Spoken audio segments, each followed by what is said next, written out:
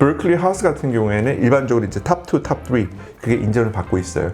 근데 그럼에도 불구하고 berkeley를 붙고 NYSTone 붙은 학생들 크로스 일들 보면 압도적으로 NYSTone 쪽으로 많이 간 학생들이 있었잖아요. 지금까지 여러 가지 있겠지만 첫 번째가 선생님 berkeley는 3학년까지는 우리 비즈니스 못해요. 그래서 berkeley 하우스에 들어간 게 아니라 UC berkeley 들어갔고 나중에 3학년 때 다시 또 뽑혀가지고 선발돼가지고 berkeley 하우스에 들어간다는 보장이 없습니다. 그래서 저는 berkeley 버리고 NYSTone 갈게요. 이런 선택한 학생들이 많았어요. 네, 최근까지. 근데 올해 입시부터 처음으로 berkeley 하우스도 이제는 3학년 에모리 대학교처럼 1, 2학년은 무전공으로 3, 4학년부터 마지막 2년을 berkeley 하우스에서 보낸다는 개념을 깨트리고 그게 아마 올해 시작할 거예요. 조금 더 구체적으로 항상 UC 같은 경우에는 뭐 딜레이가 있고 항상 변화가 있기 때문에 어떻게 이제 그거 이제 확정된지 모르겠지만 그 확정된 상황이고 올해 이제 11월 달에 그냥 berkeley 하우스 지원 학생들은 그 변화에 대해서 이제 어떻게 해야 될지 하는 부분인데 전통적으로 berkeley 하우스인 트랙을 보면 일반적으로는 이런 따로 이제 애플리케이션 프로 따로가 있어요. 그래서 berkeley 하우스에 대한 클로즈 프로파일을 볼게요. 이 딱 두 가지 컬럼이 보이죠? 이거는 우리가 흔히 알고 있는 internal transfer, 즉 내부 안에서 전공 바꾸는 거고요. 오른쪽 같은 경우에는 external이에요. 다른 학교에서 오는 거. 합격률 보면 242명 중에서 552명. 그래서 대략 한 43%? 근데 불구하고 많은 학생들이 좀 두려워하고 GPA가 막 높은 거 요구하진 않아요. 뭐 3.377 레인지를 보면 3.53, 3.97처럼 초상단은 아니에요. 어느 정도 그 중간의 부분이 있었고. 그러면 한국 학생들이 높은 GPA 4.0인데 불구하고 왜 berkeley 하우스에 못 들어갈까? 첫 번째는 이 학교 같은 경우에는 여러 가지 에세이 프로세스가 있는데 GPA뿐만 아니라 에세이도 써야 되고 활동하고 CV 레주메 이것도 다 해야 돼요. berkeley 하우스에 준비하고 있는 학생들 같은 경우 이런 얘기를 많이 해요. 선생님 저는 뭐 직업이나 진로 때문에 좀 인턴하는 게 아니라 berkeley 하우스 들어가려고 저는 인턴하는 거예요. 그럼 워크 익스피리언스가 있어야만 나만의 그 색깔을 나타낼 수가 있고 좀 차별화 전략을 만들어가지고 인턴하지 않은 학생들과 비교해가지고 제가 좀 더 하우스 레디, 비즈니스 프로그램 레디한 프로파일 보여줄 수 있기 때문에요. 그래서 이제 그런 식으로 얘기하는 부분인데 여기서 이제 berkeley 하우스가 물어보는 부분이 있습니다. 당연히 grade, course load, consistent academic excellence 이 부분을 봐요. GPA. 두 번째가 consist하고 impact and extracurricular activity 나와 있는데 여기서 한국 학생들이 많이 뒤져요. 참 신기한 게 고등학교에서 정말로 활동 열심히 하는 학생들 같은 경우 학생을 보면 제가 느낀 수치는 거의 한 90%가 막상 대학교 들어가잖아요. 활동을 안 해요.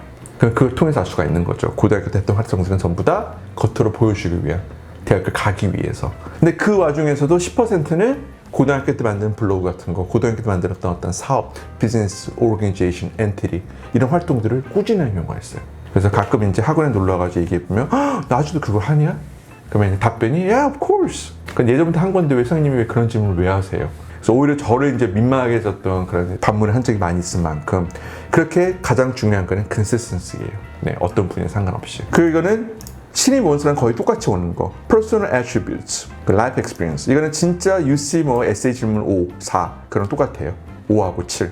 그런 거 똑같이 물어보는 것처럼 똑같이 에세이 써야 되고요. 그래서 50%가 그래도 코스워크이고 35%가 에세이고 15%가 활동이에요. 어떻게 보면 굉장히 표준화된 이런 테이블 바탕으로 학생들은 선발하는 기준이 있는데 한국 학생들은 4.0 학생들이 많이 있지만 이 부분에 따라가지고 아깝게 탈락하는 경우가 많이 있습니다. 그래서 berkeley 하우스에 못 들어가는 학생들이 많이 있어요. 그리고 이제 마지막으로 berkeley에 대한 이제 구체적인 이제 프로그램 보였는데 우리가 흔히 생각하는 berkeley 하우스가 이거거든요. BS 비즈니스 부분 이 부분인데 berkeley 같은 경우는 최근에 굉장히 매력적인 Management Entrepreneurship Technology 프로그램 MET이라고 그러죠. MET 이 프로그램 만들었습니다. 지금까지 이 프로그램에 들어온 학생들은 단 한 명밖에 없었어요. 제 학생 중에서 많은 학생들이 우선 학생들이 지원했는데 동시에 지원하는 부분이고 프로그램 떨어진다 하더라도 세컨더리 프로그램 드는 거기 때문에 만약에 본인이 생각하기에 MET 프로그램 들어가고 싶으면 추가적으로 이제 에세이를 써가지고 제출할 수가 있는데 지금까지는 좋은 결과는 못 받아봤어요. 한 학생 빼고는요. 그만큼 이 학교가 이제 특화된 부분인데 어떤 걸 물어본지 보죠.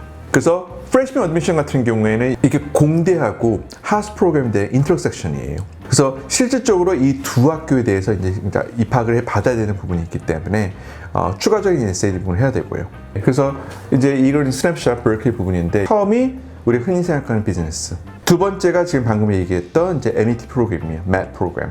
그리고 그걸 짧게 설명하면 For students interested in studying both engineering and business. 엔지니어와 비즈니스를 둘 다 혼합하는 프로그램인데 이 프로그램이 지금 전통적으로는 굉장히 들어가기 힘들었어요. 프레시맨 어드미션 처음부터 들어가기에는. 그래서 본인이 생각하기에 이 프로그램에 대해서 본인이 적합하다고 생각하면 이 프로그램에 대해서 준비하는 것도 굉장히 저는 좋은 선택이라고 생각합니다. 그래서 이게 이제 좀 오래된 자료이지만 2021년도 기준을 봤을 때 이렇게 스냅샷으로 나와 있어요. 총 이제 12,900명 정도가 지원을 해가지고 여러 가지 이제 학생들 100명의 이제 스튜던트가 있는데 매년 뽑는 그 학생 수가 어마어마하게 많은 버클리 중에서도 이런 MIT 학생 같은 경우는 겨우 54명밖에 없습니다. 그만큼 very competitive 프로그램이기 때문에 이 프로그램에 대해서 그래도 잃어버릴 건 없어요. 네, 이 프로그램 질에서 떨어진다 하더라도 버클리 자체가 탈락하는 거 아니고 세컨드리 전공으로 될 수가 있는 부분이기 때문에 미리미리 준비를 하셔가지고 이런 훌륭한 공대하고 비즈니스하고 둘 다 공부할 수 있는 프로그램이 있다는 것을 유명해 주시고 지원하셨으면 합니다. 감사합니다.